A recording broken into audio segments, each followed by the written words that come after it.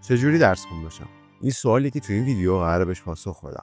100% خیلیاتون این مشکل دارید که نمیدونید درس خوندن رو از کجا شروع کنید، چجوری شروع کنید. سوال خیلیاتون هم شاید این باشه که روزی 5-6 ساعت مطالعه دارم ولی بازمش نتیجه‌ای نمیگیرم. تو این ویدیو بهتون توضیح میدم که چجوری از یه آدم بی‌برنامه و بی‌حوصله تبدیل شدم به یه آدمی که درس خوندن واسش عادت شده و لذت بخش شده.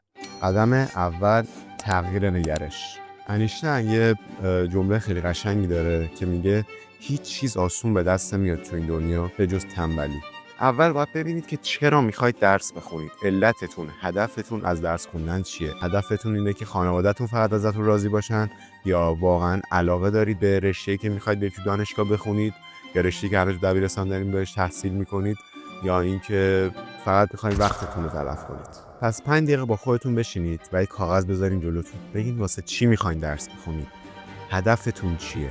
و برنامه دقیق واسه آیندهتون و هدفی که میخواین واسش درس بخونین بنویسید. قدم دوم، شروع‌های کوچیک. از همون اول کسی اجبارتون نکرده که بشینید روزی 5-6 ساعت مطالعه کنید همون روز اول. اصلا اینطوری نیست. من خودم دفعه اولی که شروع کردم به درس خوندن 25 دقیقه خوندم تو یه روز. همین 25 دقیقه میشه 30 دقیقه، میشه 40 دقیقه، میشه یه ساعت که یه روز 15 به خودتون میاد میبینید دارید روزی 5 ساعت مطالعه میکنید و اون 5 ساعت مطالعه مفیده. 12 ساعت مطالعه الکی نیست، یعنی که تعیین کنید میخوام 12 ساعت امروز درس بخونم و اصلا سمت کتاب یا جزوه نرید. یه مثال روزمره میخوام واسهتون بزنم. ورزشکارا، هیچ ورزشکاری روز اولی که میره باشگاه نمیره دمبل 100 کیلویی بزنه. از 5 کیلو شروع میکنه، 10 کیلو، 15 کیلو، 20 کیلو، 30 کیلو، همینطوری میره بالا.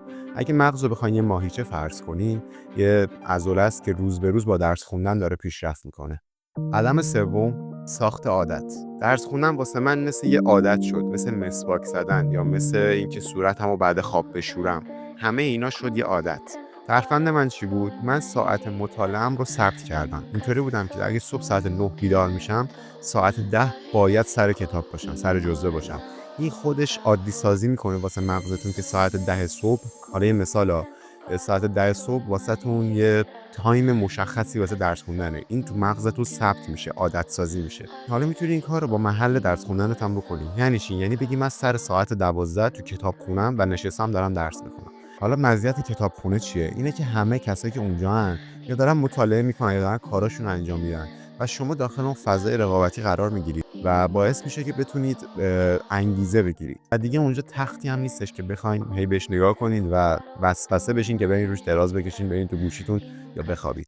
قدم چهارم، پیدا کردن لذت. خیلی‌ها میگن درس خوندن سخته، که واسه کسی که هنوز شروع نکرده 100% سخته. ولی تا جایی سخته که ازش لذت نبری. من فهمیدم که تست زدن مثل یه بازی میمونه. هر یه تستی که میزنی مثل میمونه که داخل کنسولت یا بازی تو گوشیت یه مرحله رو رد کنی. پیشنهاد من اینه جدا از کتاب یا جزوه‌ای که میخونید در طول روز، مطالعه آزاد داشته باشید. حدود 30 الی 40 دقیقه. همین باعث میشه مغزت از خوندن و نوشتن و یادگیری لذت ببره، چه کتاب آزاد چه کتاب درسی. قدم پنجم، حذف حواس پرتی‌ها.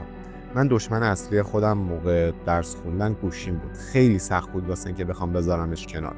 ولی خب کاری که من کردم این بود که دادمش دست یکی از اعضای خانواده. مثلا گفتم من ساعت 3 تا 6 2 تا پارت مطالعه‌ای دارم، این گوشی رو به من ندید و اثر بخش بود. ولی این که میگین میذارم رو میزم ولی بهش نگاه نمی‌کنم، فقط داری خودت گول میزنی. جنبنده این ویدیو اینه که هیچ کس ذاتاً درس خون نیست تا موقعی که بتونه بهش عادت کنه و ازش لذت ببره. اگر میخواین یاد بگیرید که چطوری دقیق‌تر تست بزنید، چطوری بهتر برنامه‌ریزی کنید و بهتر درس بخونید، میتونید یه سری به چنلم بزنید و اگه خوشتون اومد سابسکرایب کنید.